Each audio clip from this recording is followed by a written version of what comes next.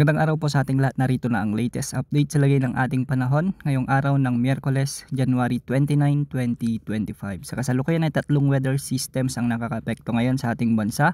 Una na rito ang shear line, pangalawa naman ang northeast monsoon at pangatlo ang easterlies. Maraming lugar ngayon ang nakakaranas ng maulap hanggang sa maulang panahon dulot ng umiiral na shear line lalo na sa bahagi ng Bicol region, sa may Eastern Visayas, Central Visayas kasama na rin ang Dinagat Islands. Pinag-iingat natin ang ating mga kababayan rito dahil posible ang banta ng mga biglang pagbaha at pagguho ng lupa lalo na kung may mga katamtaman at minsan ay malalakas na pag-ulan. Sa nalalabing bahagi naman ng Mindanao ay easterlies o ang mainit na hangin mula na naman sa karagatang Pasipiko ang iiral kaya magdudulot ito ng maulap na kalangitan na may mga kasamang kalat-kalat na pagulan at thunderstorms. Dahil dito hindi rin inaalis ang posibilidad ng mga biglang pagbaha at pagguho ng lupa lalo na kung may mga katamtaman at minsan ay malalakas ding pagbuhos ng ulan.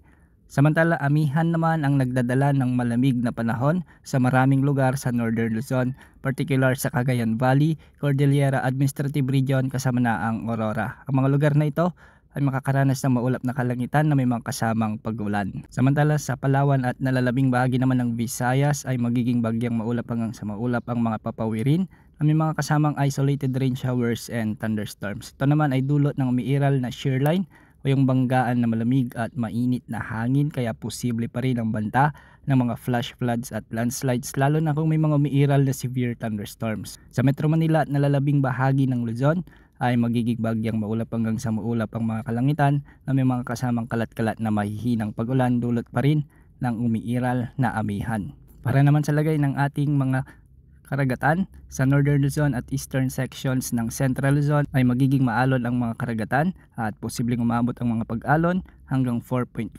meters. Sa kanlurang bahagi naman ng Central Luzon at ang Eastern sections ng Southern Luzon at Visayas ay posible ang mga pag-alon hanggang 4 na metro. At sa nalalabing baybayin ng ating bansa ay posible ang mga pag-alon hanggang 2.1 meters. Yan ang update sa lagay ng panahon. Ito po ang weather update ng bayan. Maasahan anumang panahon.